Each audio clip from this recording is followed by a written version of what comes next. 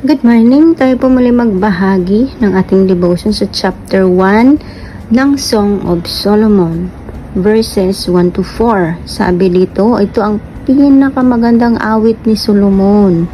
Ang unang awit, akong ito'y pinupupog, sinisiil mo ng halik, ang dulot ng pag-ibig mo'y mainam pa sa alak, ang taglay mong halimuyak, saan kaya itutulad? Simbango ng pangalan mong ang samyo'y malaganap, kaya lahat ng dalaga ay iyong ang nabibihag. Ako ngayon ay narito, isama mo kahit saan, at ako ay iyong dalhin sa silid mong pahingahan. Tiyak akong liligaya ngayong ikaw ay narito.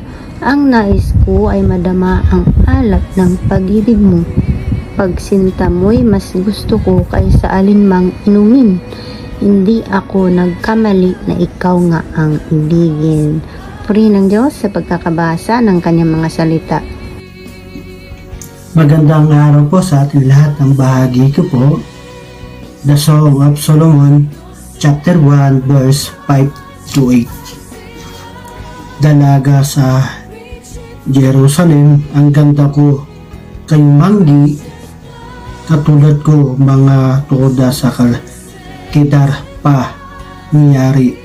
Tulad ko niya mga tabi sa palasyo ng hari. Huwag akong hamakin ng dahil sa aking kulay, pagkat ito aking balat ay nasunog lang sa araw.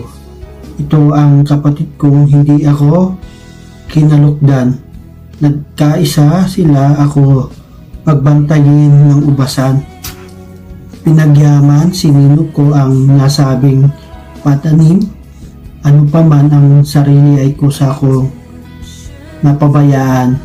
Ito aking pakiusap o giliw kong minamahal. Sa akin ay nasasabihin mo, pastulan ng iyong kawan sa init ng katanghalian. Pahingahan nila'y saan? Sa akin ay ituro mo ng ako ay di maligaw. Kung nais mong malaman o babaeng napakaganda, ang dapat lang sa gawain mo ay sundan ang mga tupa.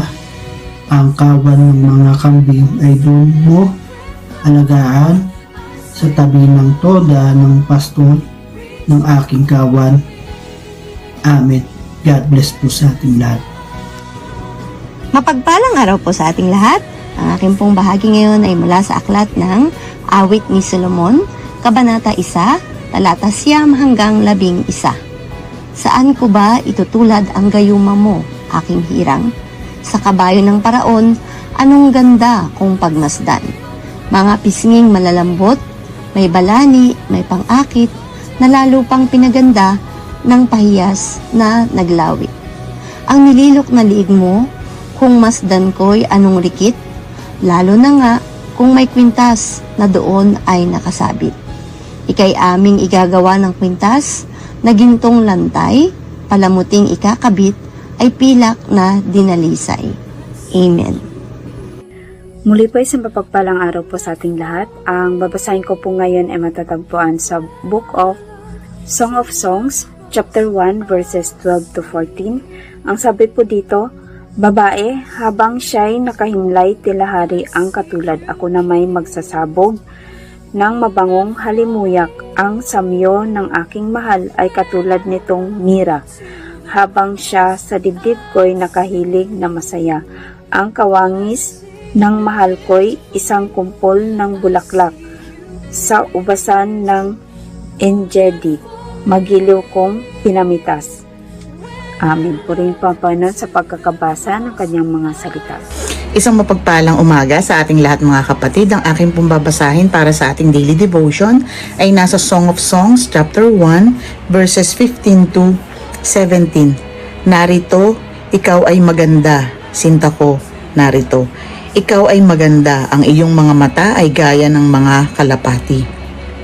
Narito, ikaw ay maganda, sinisinta ko. Oo, maligaya. Ang ating higaan naman ay lungtian, Ang mga kilo ng ating bahay ay mga sedro at ang kaniyang mga bubong ay mga sipres. Amen. Purihin ang ating Panginoon sa pagbabasa ng kanyang mga salita.